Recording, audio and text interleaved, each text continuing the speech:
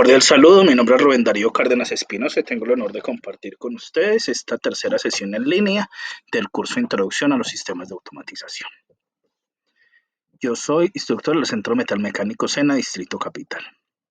El objetivo de la sesión de hoy es brindar claridad acerca de los temas lenguajes de programación. Vamos a hacer énfasis al lenguaje Graphics, que se utiliza en la automatización de procesos industriales para programar el PLC. Y las actividades calificables de la unidad 3. El orden del día compuesto está por salud inicial, que acabamos de dar. Seguimos con lenguajes de programación de la unidad 3, socialización de las actividades calificables, sesión de preguntas y conclusiones. Los lenguajes de programación son lenguajes próximos, parecidos, similares a nuestro lenguaje humano o natural. Y este es el que nos permite comunicarnos con las máquinas para controlar su comportamiento tanto físico como lógico. De acuerdo a la norma técnica ISO IS 61131-3 de 2013, todo PLC debe venir configurado para que se pueda programar en una forma de diagrama de contactos o ladder, diagrama de bloques de funciones, texto estructurado, muy parecido a un lenguaje C o VHL, que es un lenguaje de arreglos de compuertas que se trabaja, y Graphics, gráfica de control de estados de transición. Nosotros nos vamos a enfocar en el Graphics, pero primero tenemos que tener en cuenta una analogía con este lenguaje humano. Nosotros, para comunicarnos, tenemos que interactuar con el mundo físico, entonces va a haber algo que va a interactuar entre nuestras entradas. Nuestro cerebro lo procesa y ocasiona una salida. Así pasa con las máquinas. Las máquinas vimos en la unidad 1, entonces necesitamos los sensores que convierten esas señales del mundo físico real a señales eléctricas. En la unidad 2 vimos los actuadores, cómo a partir de esas señales eléctricas se convierten en señales físicas o de movimiento. Y en esta unidad 3 ya nos enfocamos en el cerebro de las máquinas, que es la programación a través de los controladores lógicos programables, PLCs, para hacer eso. Pero resulta que ya en el campo del control industrial existe el concepto de lo que es diagrama de rutina. ¿Eso en qué consiste? En que casi siempre todos los sistemas en un proceso industrial tienen un conjunto ordenado de tareas y cada uno le va agregando valor a la otra para eliminar tareas repetitivas. Entonces las tareas se ejecutan en un orden determinado, o sea, es de una forma secuencial, y para ejecución de esas tareas se utilizan métodos que facilitan ese proceso. Si vemos la gráfica, tenemos un análisis estructural, es cómo están ordenadas las piezas. Aquí vemos un ejemplo, un sistema de una banda transportadora y una bandeja donde se pueden depositar botellas, cilindros, dispositivos en un plato que tiene aproximadamente 5 posiciones que puede ir rotando. Si vemos la coordinación de esas tareas, entonces vemos que lo primero que se debe hacer es alimentar. Alimentar es energizar o llevar las piezas al lugar donde se necesita. En este caso, si van a hacer botellas, llevarlas a esa banda. Y el segundo paso sería llenarlas. Si la vamos a llenar con algún líquido, algún gas, después se deben de tapar, después se deben sellar, después se transportan, después se evacúan para que continúe el proceso. Entonces vemos cómo en ese análisis estructural un sistema automatizado tiene una parte operativa que actúa sobre las materias de obra a través de los sensores y los actuadores, y una parte de mando que procesa la información a un módulo de cerebro que se conoce como MODSER. Entonces vemos cómo en todo eso hay una cadena de acción. Primero, parte generalmente de esa materia de obra entrante o materia prima con que vamos a procesar, que deben ser detectados por nuestros sensores. Entonces ahí nuestros sensores detectan esa señal, lleva un flujo de materia de mano de obra y un adaptador, y después de que se procesa va a unos actuadores o preactuadores para la parte de mando para entrar en operación. Es decir, es el conjunto de todos esos elementos que sería cómo un sistema intercambia información con el exterior a través de un conjunto constituyente de diálogo de sistema. En nuestro caso, es un programa que vamos a utilizar con el lenguaje Graphics. Y ese lenguaje Graph nos permite visualizar la coordinación de tareas en un conjunto de operaciones agrupadas según un criterio funcional. Cada tarea parte de un valor agregado de materia de obra. Este Graph es un lenguaje que fue de origen francés y se emplea mucho en automatización porque con esa parte secuencial podemos, si tenemos varias líneas, podemos mirar que en caso de pare, por mantenimiento o alguna falla en el sistema, otra línea puede seguir. Si vemos de acuerdo a este proceso, empieza primero, el primer paso es alimentar esa bandejita, después verifico que el envase sea posicionado, entonces si vemos, ese alimentar la bandeja es una acción, y el envase posicionado, si vemos, para detectarlo necesito un sensor. Después va una acción, lo llena, y después verifico a través de un sensor si ese envase está lleno, después lo tapo, es una acción, y verifico a través de un sensor que ese envase esté tapado. Después hago una acción que es sellar y después verifico que ese envase esté sellado con un sensor. Después va una acción que es transportar, verifico que ese envase esté posicionado y por último la acción evacuar y después verifico que el conjunto esté evacuado y vuelve a comenzar ese proceso. Si vemos entonces, aquí debemos partir de un concepto de las compuertas lógicas o tablas de verdad, que es la base para programar estos controladores lógicos programables. Estos tienen unas formas de representación y operación que son, su nombre, la compuerta NOT o negación, equivale a un contacto normalmente cerrado, que lo vemos en la representación de contactos eléctricos. Está la representación normalizada, que sería un cuadrito con la bolita al final. Esa bolita siempre me indica que está negado.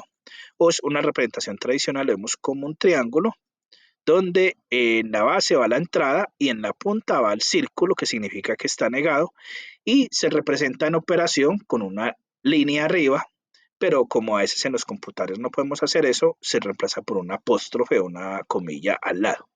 Y la tabla de verdad que me relaciona esos valores de entradas y salidas. Como esto es una matemática binaria, la tabla de verdad, entonces tenemos una variable que puede tomar cualquier valor, pero va a ser binario. Entonces va a tener valor de 0 o 1.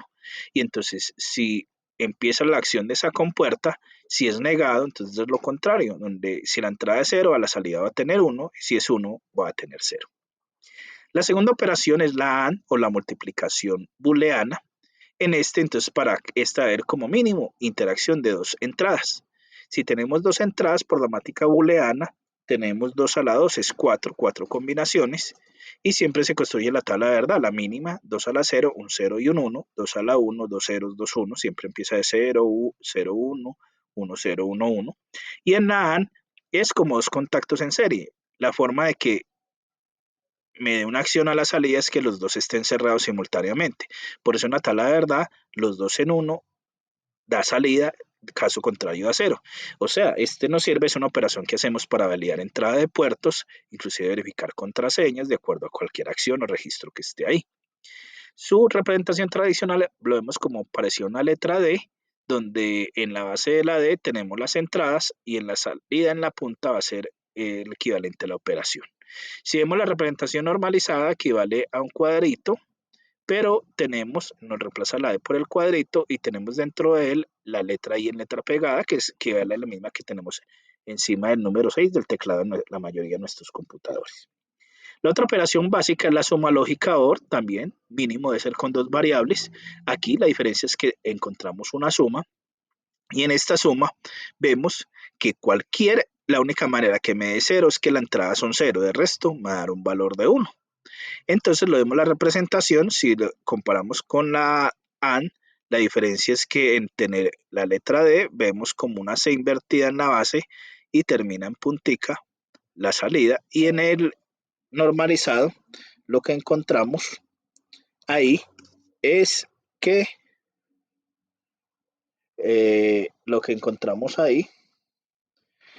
nosotros encontramos que es mayor o igual que 1, que podemos hacer la analogía en más de una ocasión, da 1. La única manera que dé 0 es que los dos estén 0, y aquí darle a dos contactos en paralelo.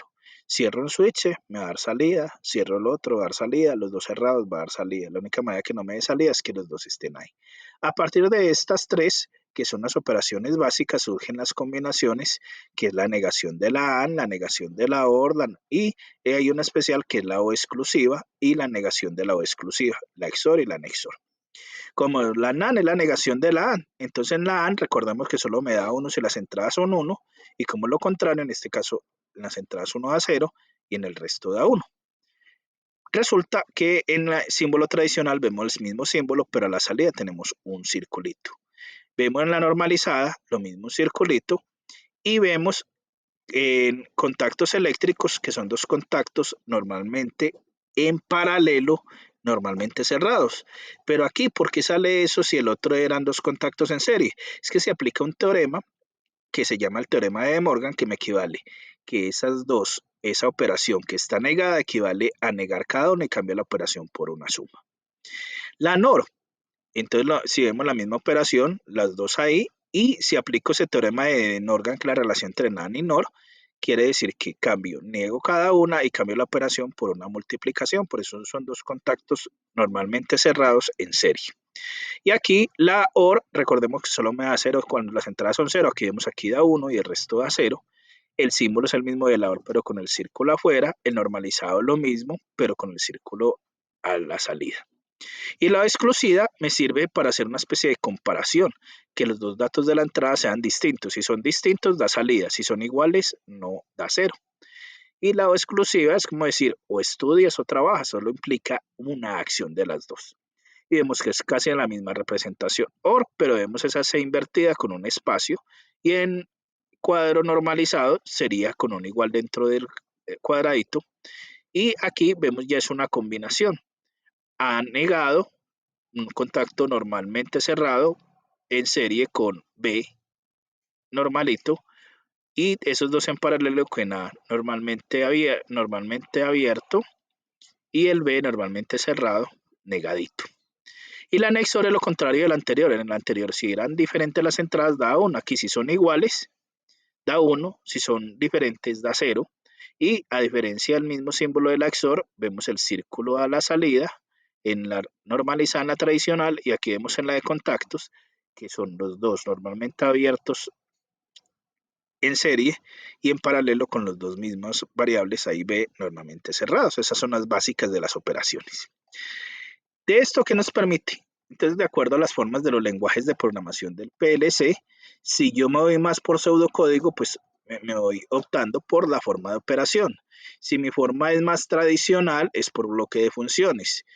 La normalizada parte para hacer la programación en Graphics y la de contactos para hacer en contactos eléctricos o ladder. Ahora entonces vamos a hablar de lo que es Graphics. Graphics es la gráfica de control de etapas de transición. Es un diagrama funcional normalizado, por eso partimos de la representación normalizada, que permite hacer un modelo del proceso automatizar, contemplando entradas, acciones a realizar, los procesos intermedios que provocan esas acciones. Entonces aquí vemos, por ejemplo, un ejemplo para una parte de esa banda, donde vemos 0 es la etapa inicial, Start es el botón que yo debo arrancar para que me inicie. La primera etapa desplazo el vaso, después verifico con un sensor si el vaso está en la posición. Si está en la posición va la etapa 2, que es sellar el vaso, y después verifica con un sensor si el vaso está sellado y vuelve a repetir el proceso. Ese es un ejemplo de GraphSet sencillo. Pero para programar en GraphSet necesito tener en cuenta la simbología en cualquier lenguaje de programación. Entonces, de acuerdo a esto, tenemos unos elementos de programación en GraphSet. Primero, cómo se representa la etapa inicial, que en este caso sería el primer paso inicial.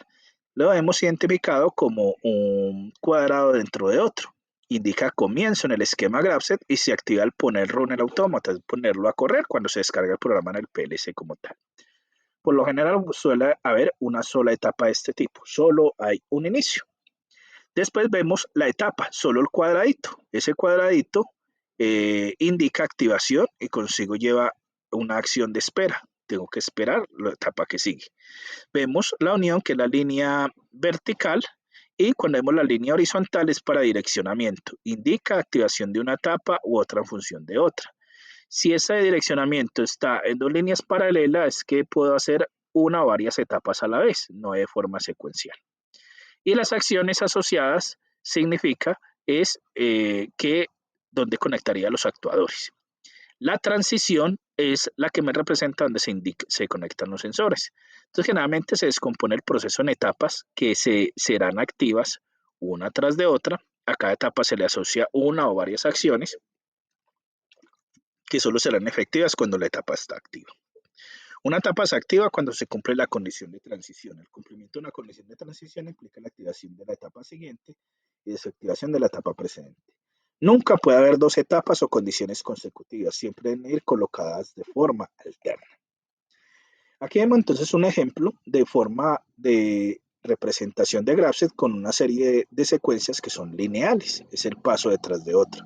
Entonces en este programa vemos cómo el 1, o a veces le colocamos el 0 en la etapa inicial, después viene condición 1, aquí como está genérico es condición, pero en el desarrollo de las actividades, ahí vamos a relacionar donde son las condiciones los sensores y donde son las acciones son los actuadores. Entonces aquí ¿qué va? Primero, después de la etapa 1, se activa tras arrancar el programa y cumplirse la condición 1. La condición es el sensor que esté activo. Si se activa, seguirá la etapa 2 y ahí se desactivará la 1 y se realizará la acción 1 y así sucesivamente. Cada etapa sigue después de desactivarse la anterior. Tenemos entonces en el caso de secuencias con direccionamiento, es decir, en la anterior era una sola, pero aquí podemos tener varias acciones. Por ejemplo, yo tengo un proceso donde yo tengo 3 líneas de envasado, donde tenemos para una línea de envasado para botellas grandes, botellas medianas y botellas pequeñas. Entonces, cuando entra la etapa, ya verifico cuál es la condición. Si es la condición 1, es el sensor para botellas grandes. Condición 2, botellas medianas. Condición 3, botellas pequeñas. Entonces, aquí vemos, de acuerdo a la acción, a esa acción, encontramos de que si es etapas pequeñas, botellas pequeñas, va a la acción 3. Si es botellas medianas, a la acción 2. Si es botellas grandes, a la acción 1. Después verifica, es decir, solo cumple una de las dos a la vez. Solo una. Pero si tengo secuencias simultáneas, es decir, ya después de la condición van las líneas en paralelo, quiere decir que se puede hacer cualquiera de las dos. Podemos tener los procesos y se pueden hacer simultáneamente. En el anterior era solo uno de ellos. Eso indica, es decir, entonces está la condición 1. Puede ser que de una vez más esté enviando botellas para hacer la acción 1, botella grande, acción 2, botella mediana, acción 3, botella pequeña, si fuera el caso del ejemplo. Y están las acciones asociadas a varias etapas. Esto quiere decir una operación OR. La operación OR es cuando verifica la acción de dos etapas precedentes, es decir, está la acción 1, sigue la acción 2, entonces viene la condición Z. Eso, entonces, el normalizado se representa por dos etapas anteriores con acciones de condición para que me ejecute la siguiente. Ahora, si tengo acciones condicionantes, que es como con la operación AND, en esta la acción se produce solo cuando se encuentra activa una etapa asociada y se debe verificar la condición suplementaria.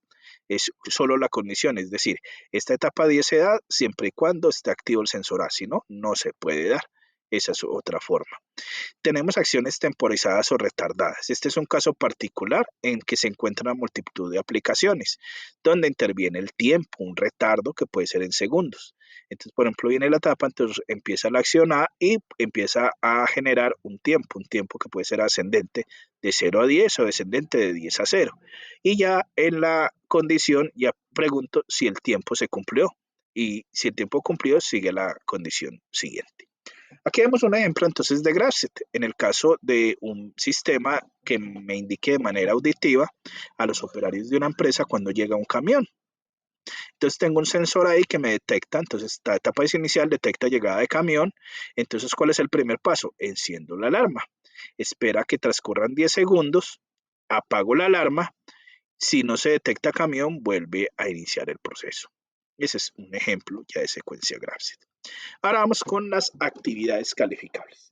La primera actividad tenemos la evaluación, el cuestionario. Es seleccionar un acondicionamiento de señal. Entonces, el cuestionario consiste en responder estas preguntas.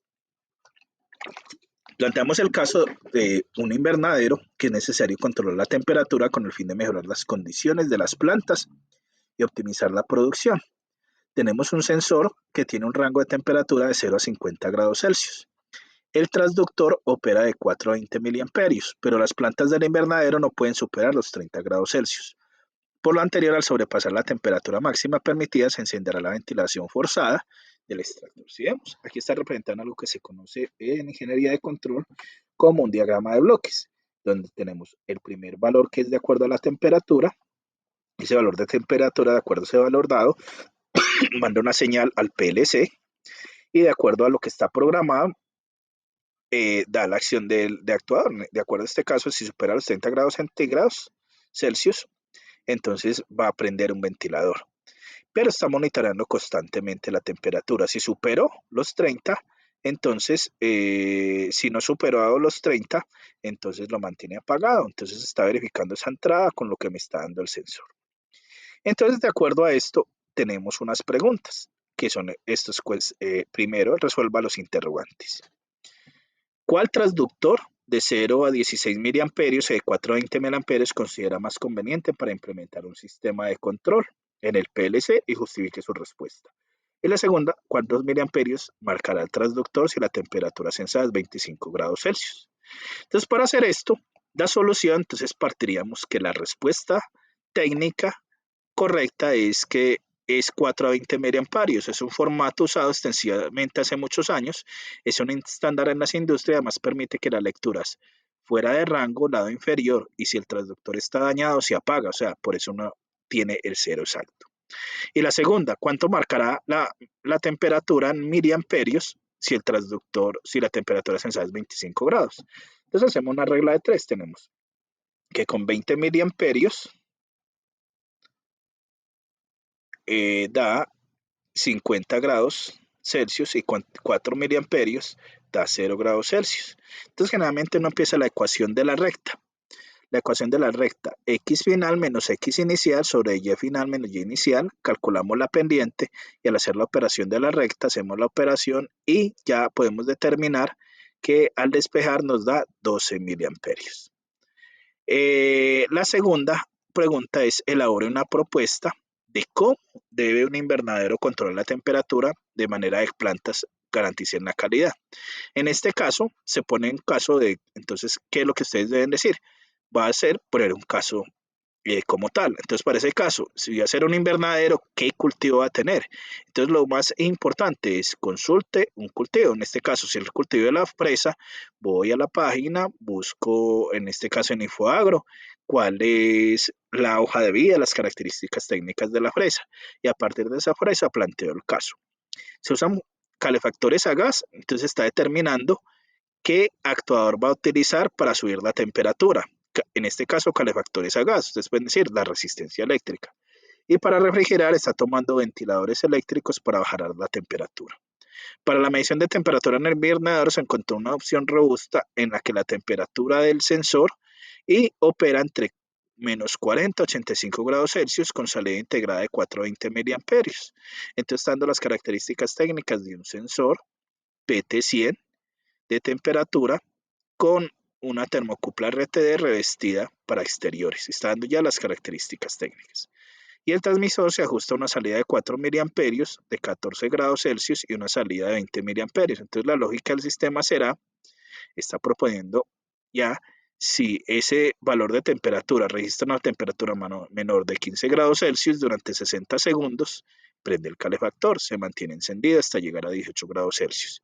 Y si el RTD registra una temperatura mayor de 19,5 grados, enciende el calefactor inmediato y se mantiene encendido. Entonces la siguiente pregunta es hacer el esquema Grapsit. En este caso, para el caso que él planteó, veremos que encuentra aquí una secuencia en paralelo que puede ser cualquiera de las dos, o la temperatura es menor de 15,5 grados Celsius o es mayor a 19,5 grados Celsius. Si es 5, entonces con cualquiera de las dos que se ocurra simultáneamente, da una acción que inicia un cronómetro. El cronómetro aquí está dando la acción. Aquí vemos los actuadores, los rectángulos. Y viene la parte de los sensores donde verifica, está dando un tiempo para que haga las siguientes acciones respectivamente. Entonces miremos que aquí vemos las etapas, los sensores y las acciones. Este es un caso de ejemplo de solución. Podemos presentar otro ejemplo de solución de la evaluación. Vamos a abrir esto.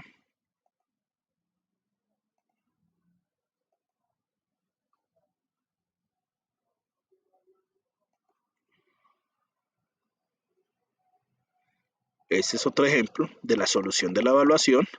Tenemos el estudio de caso y entonces aquí ya está dando su respuesta. El transductor conveniente es de 420 miliamperios. Ya está diciendo sus ventajas. Se evidencia que puede detectar una rotura de cable con valores debajo de 4 miliamperios y por encima de 20 miliamperios. Por eso se utiliza en la detección de fallos de la señal.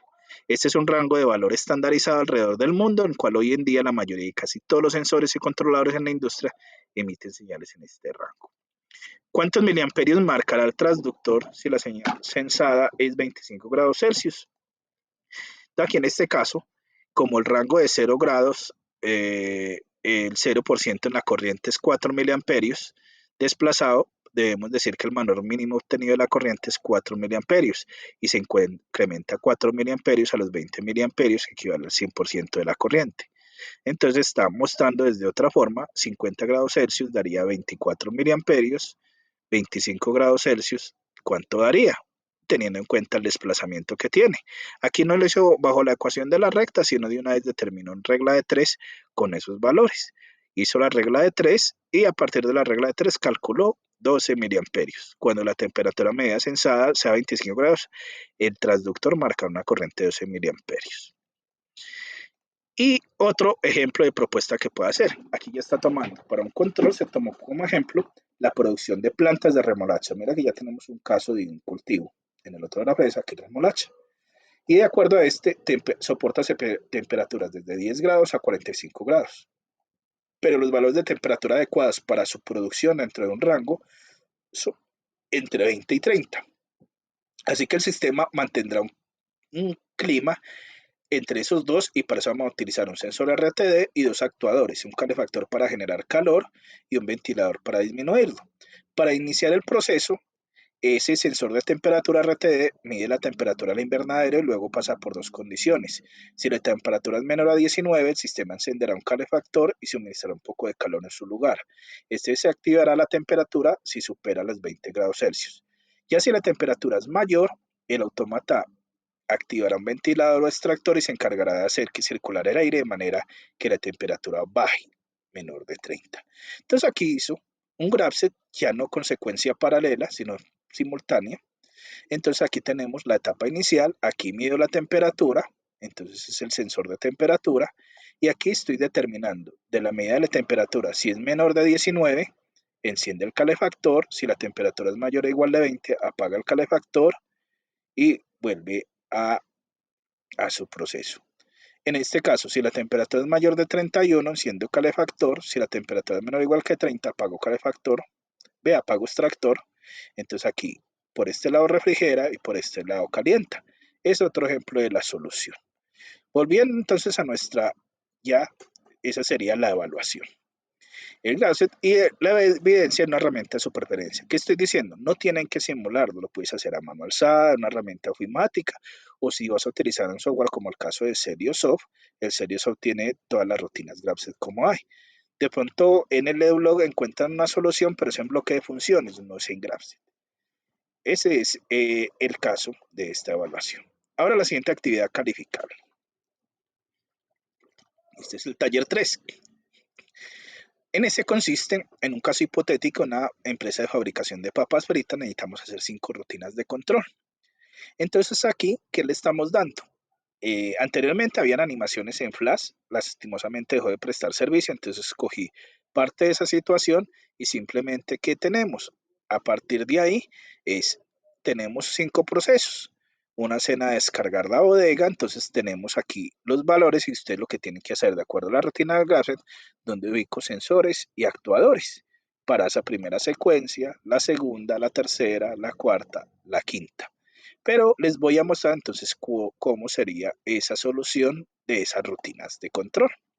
Entonces, lo primero que tenemos que hacer, encontramos que es un proceso, en la primera, entonces, ¿qué hace? Detecta peso, estoy hablando de sensor, activa un motor de la banda transportadora, detecta poco peso, entonces se desactiva el motor. Para la segunda rutina, que era la zona, en este caso, la zona de banda transportadora. Entonces, de acuerdo a esa zona de banda transportadora, nosotros teníamos, en este caso, que era esa primera rutina, esta fue la solución que dimos. La segunda secuencia, la solución, es la rutina de la zona de selección y prelavado. Entonces, ¿qué ubicamos? Necesito un sensor que detecta ausencia de agua. Si ya hay agua, activa motobomba. Y ya hay un sensor que detecta la presencia de agua y mide el nivel del agua adecuado. Si esas dos se cumplen, entonces se desactiva la motobomba. Aquí Estados Unidos es una operacional. Y este sería pues el que teníamos inicialmente para ubicar. La solución de la tercera rutina, que era la rutina de zona de descarga y bodega, vemos entonces detecta presencia de persona, se abre la puerta, si no se detecta presencia y transcurren 10 segundos, se cierra la puerta. Esta era donde íbamos a ubicar esta secuencia. Y la siguiente rutina, entonces teníamos los ejemplos de las rutinas como tal, que teníamos acá del proyecto de papas fritas. Y aquí viene la siguiente, que es la zona de pelado. La zona de pelado detecta presencia de papa en movimiento, se activa una válvula de agua y se activa la máquina peladora, porque no puede ser en seco. Ya después un sensor, hay ausencia de papa, ya no hay más papa, entonces se desactiva la válvula de agua y se desactiva la máquina peladora. Este es la solución de las rutinas de control. Vamos a ver en el chat en este momento. Pueden levantar la mano, escribir en el chat, no veo preguntas. Entonces, vamos a la conclusión. Como ya hemos agotado el orden del día propuesto, donde hablamos sobre los conceptos de los lenguajes de programación en el caso del Grapset, la simbología, la representación, y mostramos la solución de la evaluación 3 y del taller 3. Recuerden los incentivos de nivelación y de gamificación. Si tienen más de 3 medallas, se les exonera una de las actividades que tengan en D como tal, que hayan perdido. Y las otras opciones de plan de mejora que se van a presentar de aquí a mañana en el mensaje de motivación. Agradezco su participación. Recuerden, mi nombre es Rubén Darío Cárdenas Espinosa, instructor. Entonces, con esto vamos por terminada la sesión.